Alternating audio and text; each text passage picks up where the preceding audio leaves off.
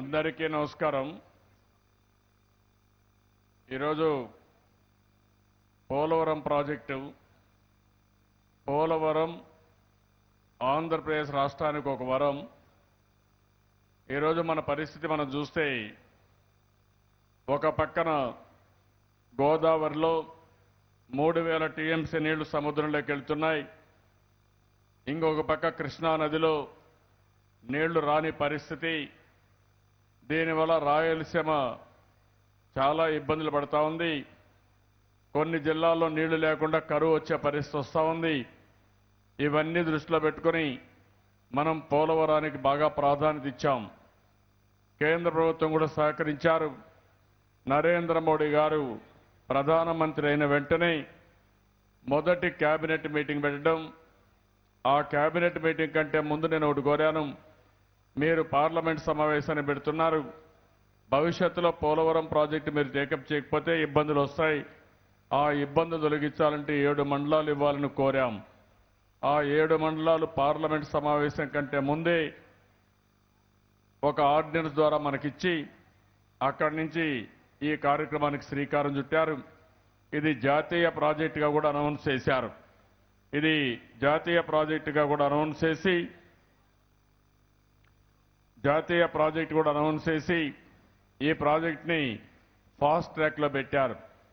మామూలుగా ఒక్కోసారి జాతీయ ప్రాజెక్టుగా ఉన్నప్పటికీ కూడా డబ్బులు ఇవ్వని పరిస్థితి వస్తుంది. అట్లా కాకుండా నబార్డు ద్వారా ఎంత డబ్బులు అయితే అంత డబ్బులు రీయింబర్స్ చేస్తామని కూడా చెప్పి కేంద్ర ప్రభుత్వం ముందుకు వచ్చారు. దానిపైన మనం 100% ఇస్తామన్నారు. ఈ 100% ఇస్తున్నారు కాబట్టి నేను కూడా ప్రతి సోమవారం పోలవరంగానే నామకరణం చేశాను. సోమవారం ప్రతి ఒక్క సోమవారం మీరు ఒకసారి చూస్తే నేను పోలవరం దగ్గరికి పోవడం కానీ, లేకపోతే మన ఆఫీసు నుంచే అమరావతి నుంచే ఒకసారి సమీక్ష చేయడం, వారం సమీక్ష చేస్తున్నాం. ఇప్పటికి 16 సార్లు నేను పోలవరం వెళ్ళాను, 26 సార్లు సమీక్షలు చేశాను. దాని ఫలితం దగ్గర 70% మట్టి పనులు పూర్తయినాయి.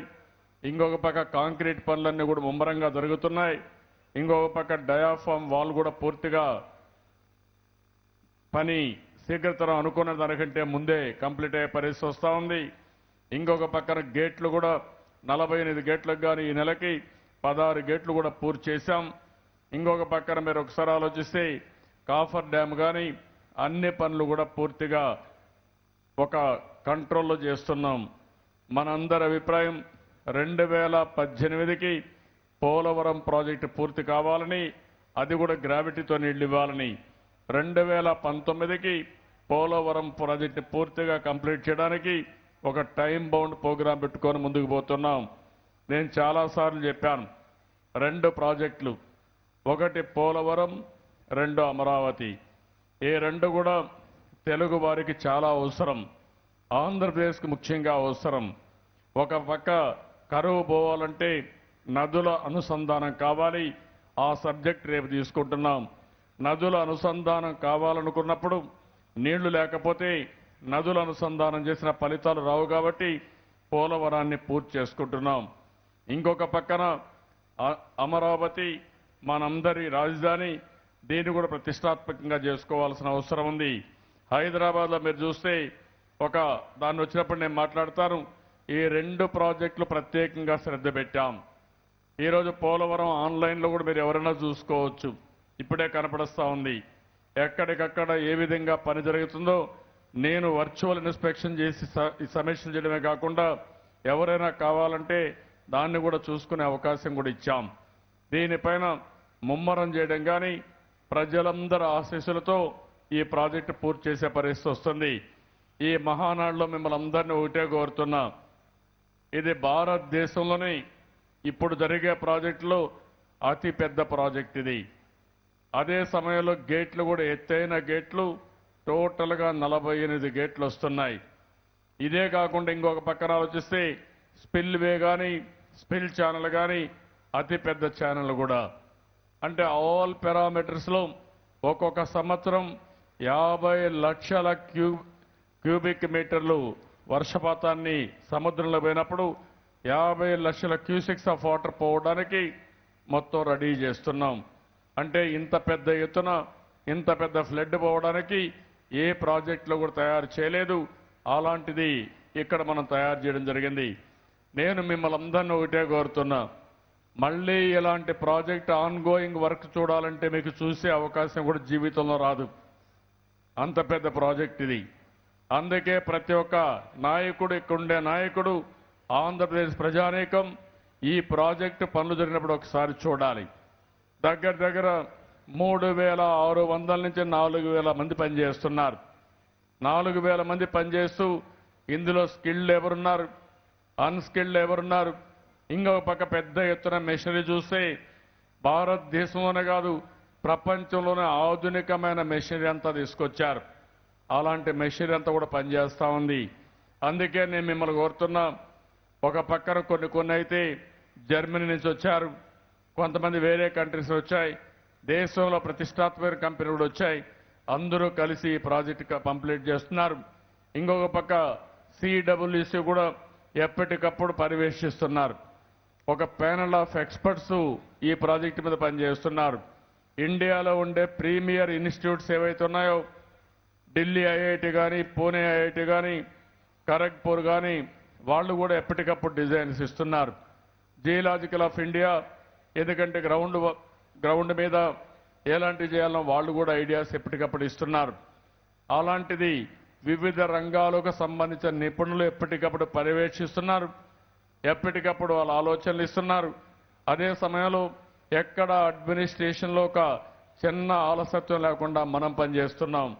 ఈ ప్రాజెక్ట్ ఇంకోటి గుర్తుపెట్టుకోవాలి, ఒక రోజు కానీ డిలే అయితే 30 కోట్ల నుంచి 35 కోట్ల రూపాయల వరకు నష్టం జరుగుతుంది. ఒకసారి ప్రాజెక్ట్ డిలే అయితే మళ్ళీ ఆర్డర్లో పెట్టడం చాలా కష్టం అవుతుంది. ఒక పక్క మెషినరీ, ఒక పక్క మనుషులు, వీళ్ళందరినీ అసెంబుల్ చేయాలన్నా చాలా కష్టతరం. ఇంకొక పక్క వర్షాల్లో మట్టి పని చేయలేం, ఎండాకాలం కాంక్రీట్ పని చేయలేం. ఎందుకంటే ఎండ ఎక్కువ ఉంటే కాంక్రీట్, క్రూషియల్ కాంక్రీట్ అంతా కోల్డ్ టెంపరేచర్లు వేయాలి. అందుకే అక్కడ చూస్తే మీరు ఐస్ ప్లాంట్లు పెట్టి అలాంటి కోల్డ్ టెంపరేచర్లో ఏ 12-14 టెంపరేచర్లో మనం అక్కడ కాంక్రీట్ వేయాల్సిన అవసరం ఉంది. ఇంకొక పక్కన మట్టి పనులు మీరు చూస్తే అక్కడి నుంచి పోవడానికి కూడా చాలా ఇబ్బందులు వచ్చే పరిస్థితి వచ్చింది, చాలా ఇబ్బంది పాలయ్యే పరిస్థితి వస్తుంది. అందుకని నేను మిమ్మల్ని అందరినీ ఒకటే కోరుతున్నాను, ఈరోజు ఇది ఒక ప్రతిష్టాత్మకమైన ప్రాజెక్టు. మీరు చూపిస్తా ఉంటే మీరు చూస్తున్నారు, ఏమేం జరుగుతుందో చూస్తున్నారు. అలాంటివన్నీ పనులు కూడా ముమ్మరంగా జరుగుతున్నాయి.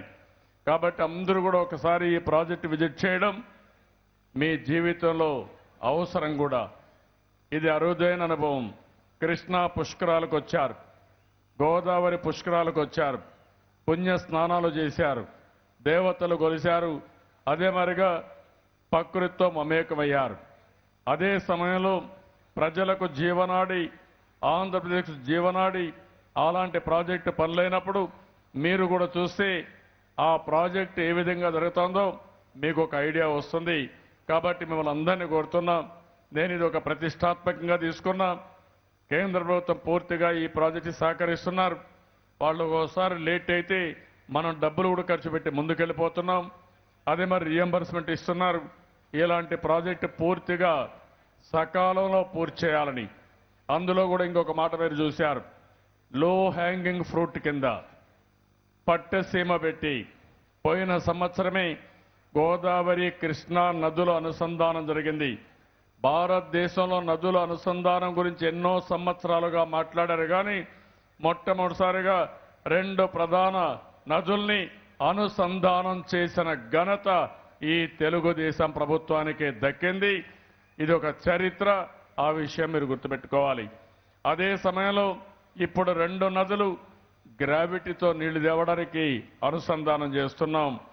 ఈ సంవత్సరం పురుషోత్తపట్నం కూడా ఆగస్టు 15కి ఇనాగరేషన్ చేస్తున్నాం. ఆగస్టు 15న ఇనాగరేషన్ అయితే విశాఖపట్నానికి గోదావరి నీళ్లు వస్తాయి. ఇప్పుడు తాగడానికి వస్తున్నాయి, కానీ అది కూడా సఫిషియంట్ వాటర్ రావడం లేదు. ఏలేరులో ఈ నీళ్లు పెడతాం.